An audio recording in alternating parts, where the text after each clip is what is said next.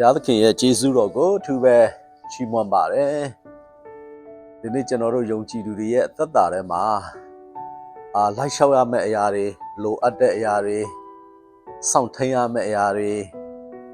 ဘုရားသခင်ရှိမှဆုတောင်းရမယ့်အရာတွေဘုရားသခင်ရဲ့အလိုတော်ကိုရှာရမယ့်အရာတွေစသဖြင့်မြောက်များစွာရှိတဲ့ထဲမှာ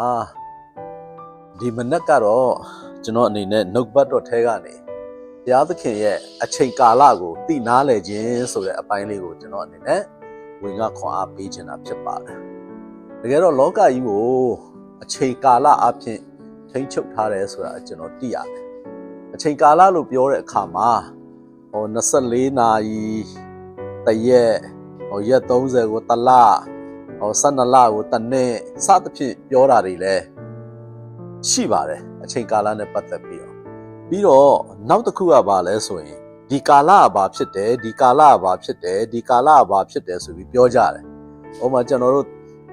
မြန်မာပြည်မှာဆိုလို့ရှိရင်ဒီချိန်ကတော့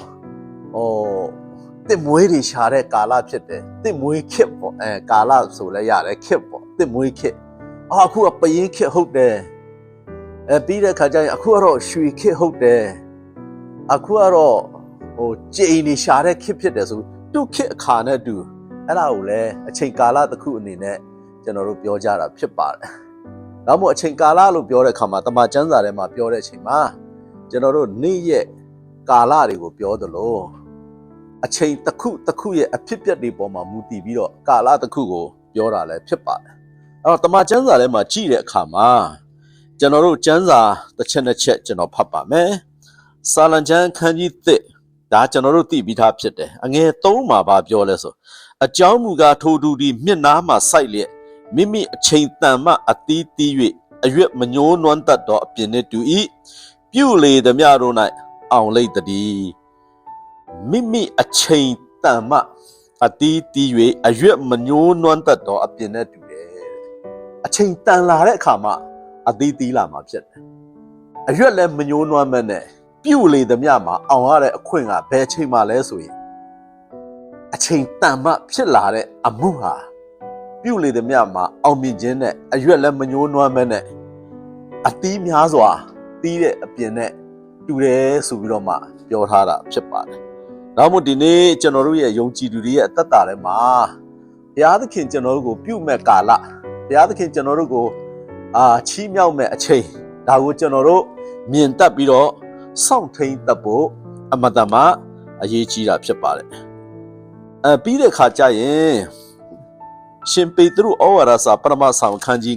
9အငယ်6မှာလည်းသူဘယ်လိုပြောထားလဲဆိုရင်ထို့ကြောင့်ကာလအချိန်တန်လင်ဘုရားသခင်သည်သင်တို့ကိုချီးမြှောက်တော်မူမိအကြောင်းတကိုးကြီးသောလက်တော်အောက်၌ကိုနှိမ့်ချကြလော့ကျမ်းစာကဘယ်လိုပြောထားလဲဆိုရင်ကာလအချိန်တန်လင်တဲ့သင်တို့ကိုဘုရားသခင်ချီးမြှောက်မယ်အဲ့ဒါကြောင့်မို့တကိုးကြီးတဲ့လက်တော်အောက်မှာနှိမ့်ချနေပါတဲ့နှိမ့်ချနေလို့ရတယ်တဲ့ဘာမှမဖြစ်ဘူးတဲ့အချိန်တန်သွားတဲ့အခါကျရင်မင်းတို့ကငါချီးမြှောက်မယ်လို့တမန်ကျမ်းစာထဲမှာဖော်ပြထားတာကိုတွေ့ရပါတယ်ထိုနည်း၎င်းပဲကျွန်တော်တို့အဖက်ဩရစာခန်းကြီး9အငယ်16မှာယခုနေ့ရက်ကာလတို့ဒီစိုးရုပ်တော်ကြောင့်ကာလအချိန်ကိုရွေးနှုတ်ကြလော့ဆိုပြီးတော့ရှင်ပေါလုကလည်းအဖက်အသင်းတော်ကိုသတိပေးထားတဲ့စကားလုံးလေးထဲမှာကာလအချိန်ကိုရွေးနှုတ်တတ်ဖို့ဆိုတဲ့စကားလုံးကိုပြောထားတာဖြစ်ပါတယ်။ဒါမှမဟုတ်ဒီနေ့ကျွန်တော်အနေနဲ့ဒီနေ့ယုံကြည်သူတွေဟာကိုယ့်ရဲ့အချိန်စရာကတပိုင်းပေါ့နော်။ဘုရားသခင်ကျွန်တော်တို့ပေါ်မှာထားတဲ့သူ့ရဲ့အချိန်ကာလကိုနားလည်ရှုမြင်ပြီးတော့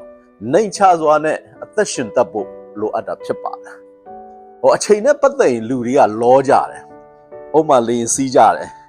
လေကပန်းနိုင်တစ်ခုကိုလေစိတ်ကိုစိုက်သွားပြီ destiny ရောက်သွားပြီဒါပေမဲ့လူတွေကအားလုံးဆင်းရမှာပဲဒါပေမဲ့ဘာဖြစ်လဲဆိုတိုးပြီးဆင်းကျင်ကြတယ်ဘာမဆိုကျွန်တော်တို့ကရှေ့ကိုလောရင်းနဲ့ကျွန်တော်တို့ကပြင်ပန်းမှုတွေမချီနှက်မှုတွေရှင်ပြိုင်မှုတွေအချင်းချင်းပုတ်တိုက်မှုတွေအများကြီးအဲ့လိုဖြစ်သွားကြတယ်ဘာဖြစ်လို့လဲဆိုဘုရားသခင်ကိုယ့်ပေါ်မှာထားတဲ့ဒီအချိန်ကာလကိုသေချာနားမလဲပဲနဲ့သေချာစိတ်မဝင်စားပဲမလေ့လာတဲ့အတွက်ကြောင့်ကျွန်တော်တို့ဒါတွေလောကကြီးမှာ ပူပန်မှုတွေစိုးရိမ်မှုတွေပုတ်တိုက်မှုတွေရှင်ပြိုင်မှုတွေဝမ်းနည်းမှုတွေဒါတွေကျွန်တော်တို့ခံစားနေရတာဖြစ်တယ်ဘုရားသခင်ကျွန်တော်တို့ကိုထားတဲ့အချိန်ကာလကိုကျွန်တော်တို့သိသွားရင်လေကျွန်တော်တို့ရဲ့ဘဝမှာအဲ့ဒါတွေမရှိတော့ဘူးနေ့ရက်တိုင်းအချိန်တိုင်းအချိန်တိုင်းမှာငါရဲ့အချိန်လေးမရောက်လာသေးဘူးဘုရားသခင်ငါ့ကိုထားတဲ့အချိန်လေးကမရောက်လာသေးဘူးဆိုတာကိုကျွန်တော်တို့နားလည်ပြီးတော့မှပျော်ရွှင်စွာခရိယန်သက်တာမှာနေ့ရက်စဉ်တိုင်းမှာအသက်ရှင်နိုင်မှာဖြစ်ပါတယ်အဲ့တော့ဒီအချိန်နဲ့ပတ်သက်ပြီးတော့ဘုရားသခင်တကယ်တော့လူတွေကလေအချိန်စောင့်စားရတာအမတန်မှပြင်ပန်းပါတယ်လူတယောက်ကိုစောင့်ရတယ်ဆိုရင်မစောင့်နိုင်ဘူးကျွန်တော်တို့စိတ်တွေညစ်တယ်ဒါမျိုးတွေဖြစ်တယ်အချိန်စောင့်ရတဲ့အလုပ်ကကျွန်တော်တို့လူသားတွေအတွက်လွယ်ကူတဲ့အလုပ်တော့မဟုတ်ဘူးဒါပေမဲ့ဘုရားသခင်ကလေသူ့ရဲ့အချိန်နဲ့ပဲတူအလုပ်လုပ်တာဖြစ်တယ်။ဘာကြောင့်ဘုရားသခင်ကအဲ့လိုလုပ်တယ်လဲဆိုတာကိုကျွန်တော်ကြည့်တဲ့အခါမှာဘုရားဟာကျွန်တော်ရဲ့ personal God ကျွန်တော်တူးတဲ့အတွက်ဘုရားမဟုတ်ဘုရားသခင်ကကျွန်တော်အတွက်လည်းဟုတ်တယ်ကျွန်တော်မိသားစုအတွက်လည်းဘုရားဟုတ်တယ်ပြီးတော့ကျွန်တော်ရဲ့ပတ်ဝန်းကျင်အတွက်လည်းဘုရားဖြစ်တယ်ပြီးတော့တိုင်းနိုင်ငံအားလုံးအတွက်ဘုရားဖြစ်တဲ့အတွက်ကြောင့်ဒီဘုရားသခင်ဟာခတ်သိမ်းသောအရာတညီတကျွတ်ထက်ဖြစ်ဖို့အတွက်သူကအချိန်ကိုစောင့်ခိုင်းတာဖြစ်တယ်ကျွန်တော်တို့ကျွန်တော်တို့ကတော့အစင်းသင်းဖြစ်ပြီ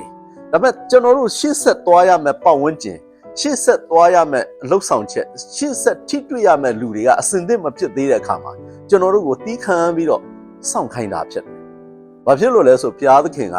ဒီကဘာကြီးမှာသူ့ရဲ့အကြံစီတော်ကိုကျွန်တော်တယောက်တည်းနဲ့အကောင့်ထဲပေါ်လို့မရဘူးခင်ဗျားတယောက်တည်းနဲ့လည်းအကောင့်ထဲပေါ်လို့မရဘူးကျွန်တော်တို့အားလုံးကိုတညီတညွတ်ထဲနဲ့ဘုရားသခင်ကပြီးမြောက်စေခြင်းတဲ့အတွက်ကြောင့်ကျွန်တော်တို့ကိုဘုရားသခင်ကအချိန်ကိုစောင့်ခိုင်းတာဖြစ်ပါတယ်။ဒါမှမဟုတ်ဘုရားသခင်ရဲ့အချိန်ကိုကျွန်တော်တို့စောင့်ပြီးတော့ဘုရားရဲ့အချိန်ကာလတန်လာတဲ့အခါကျရင်ခတ်သိမ်းသောအရာတွေဟာတညီတညွတ်ထဲနဲ့အမတန်လပစွာပြီးစီးလာတာကိုသိရတာဖြစ်ပါတယ်။ဒါမှမဟုတ်ဒီနေ့ကျွန်တော်ဘုရားသခင်ရဲ့အချိန်ကိုစောင့်ခြင်းနဲ့ပတ်သက်ပြီးတော့မှအသီးလေးတွေနဲ့ပတ်သက်ပြီးပြောချင်ပါတယ်ဥပမာကျွန်တော်တို့တည့်ရသီးတစ်လုံးကကျွန်တော်မမဲ့သေးတဲ့အချိန်မှာအစိမ်းမှာပေါ့ကျွန်တော်တို့ခူးတယ်ဆိုရင်ခူးချွေရတာလည်းခက်တယ်သူကအချိန်မမဲ့သေးတဲ့အတွက်ကြောင့်သူ့ကိုရိုက်ချွေရတယ်ညက်ချွေရတယ်အကိုင်းတွေချိုးရတယ်ပြီးတော့ဆွဲချရတယ်နံပါတ်1အနေနဲ့မမဲ့သေးတဲ့အသီးတစ်လုံးကိုခူးဖို့အမတမခက်ခဲတာဖြစ်ပါတယ်သူ့ကိုခူးရင်းနဲ့တခြားအရွက်တွေအခက်တွေအသီးတွေဘာတော့ထိခိုက်တယ်ရအောင်ခူးရတယ်အားဆိုင်ရကဲခူးချလိုက်ပြီးရလာပြီဆိုပါဦးဆိုအဲ့ဒီအသီးကိုစားတဲ့အခါမှာအရသာမကောင်းဘူးချင်းတယ်အရသာမပြည့်ဘူးဒီအသီးရဲ့အရသာပြည့်ဝစွာမစားရအောင်အရသာမပြည့်ဘူးဒုတိယချက်တတိယချက်အနေနဲ့ကျွန်တော်တို့စားပြီးတဲ့အခါအဲ့ဒီအစိကိုစိုက်ရင်အပြင်မပေါက်ဘူးသူကဘာဆိုအသီးကမရင့်သေးတဲ့အတွက်ကြောင့်ဒါကြောင့်မို့အချိန်မတန်သေးတဲ့အသီးတစ်လုံးကိုခူးဖို့ခက်တယ်မရမကခူးလိုက်တဲ့ကြောင့်ဘေးပတ်ဝန်းကျင်တွေထိခိုက်သွားတယ်စားတဲ့အခါမှာအရသာမရှိဘူးသူ့ရဲ့အစိကမျိုးမအောင်ဒါပေမဲ့မဲ့ဝင်းသွားပြီးတော့အချိန်တန်တဲ့အသီးလေးကိုခင်ဗျားတို့ကြည့်ထိလိုက်တာနဲ့သူကအသီးကကျွေလာတယ်အဓိပ္ပာယ်ကဘာလဲဆိုခူးရတာမခက်ခဲတော့ဘူးအမတမလွယ်ကူတယ်ထိလိုက်တာနဲ့ထုတ်စွာနဲ့သူကကြလာတခြားကိုလည်းအရွက်တွေအကိုင်းအညွန့်အခက်တွေကိုလည်းဘာမှမထိခိုက်တော့ဘူးသူ့ကိုထိလိုက်တာနဲ့ကြလာခူးရတာလွယ်အချိန်တန်တဲ့အသီးကပြီးတဲ့ခါကျရင်အဲ့ဒီအသီးကိုစားကြည့်လိုက်ချိုစိမ့်နေတာပဲဘာဖြစ်လို့လဲဆိုအချိန်တန်တဲ့အခါမှာစားတဲ့အသီးဖြစ်လို့အရသာအပြည့်ကျွန်တော်တို့စားရတာဖြစ်တယ်ကဲစားပြီးတဲ့အခါသူ့ရဲ့အစိကိုစိုက်လိုက်အပြင်ပြန်ပေါက်တယ်သူကဘာဆိုအသီးကအချိန်တန်သွားပြီးတော့ရင့်သွားတဲ့အစိဖြစ်တဲ့ကြောင့်သူကအချိန်တန်တဲ့ခါမှာအပြင်ပြန်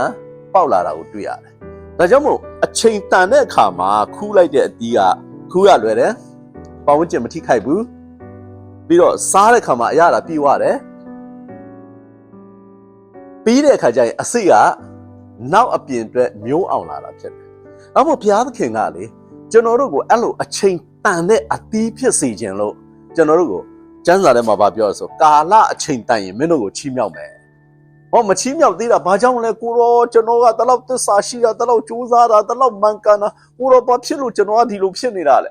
။မဟုတ်ပါဘူး။ဘုရားသခင်ကခမည်းကိုချီးမြှောက်ပြီးတဲ့အချိန်မှာ ခမည်းရဲ့ပတ်ဝန်းကျင်တိုင်းနိုင်ငံရဲ့အခြေအနေမိသားစုတိုင်းဝန်းအသင်းတော်အားလုံးတညီတညွတ်တဲ့ဖြစ်ဖို့အတွက်ခမည်းကိုတီးခံပြီးတော့စောင့်နေခိုင်းတာဖြစ်ပါတယ်။ဒါကြောင့်မို့ချစ်တော်ဓမ္မမိတ်ဆွေညီကိုတို့ကျွန်တော်ယုံကြည်သူတွေရဲ့အသက်တာမှာအချိန်စောင့်ဆိုင်ခြင်းဟာအမတန်မှပြင်ပန်းပြီးတော့ခက်ခဲတဲ့အရာတစ်ခုဖြစ်ပေမဲ့ဘုရားသခင်ဟာကျွန်တော်တို့အတွက်အကောင်းဆုံးအရာတွေပြင်ဆင်ထားတဲ့အတွက်ကြောင့်ဘုရားသခင်သတ်မှတ်ထားတဲ့အချိန်ကာလကိုကျွန်တော်တို့ဘုရားကိုမျှော်လင့်လျက်နှိမ်ချလျက်ယုံကြည်လျက်ဘုရားသခင်ရဲ့အချိန်ကာလကိုစောင့်ရတဲ့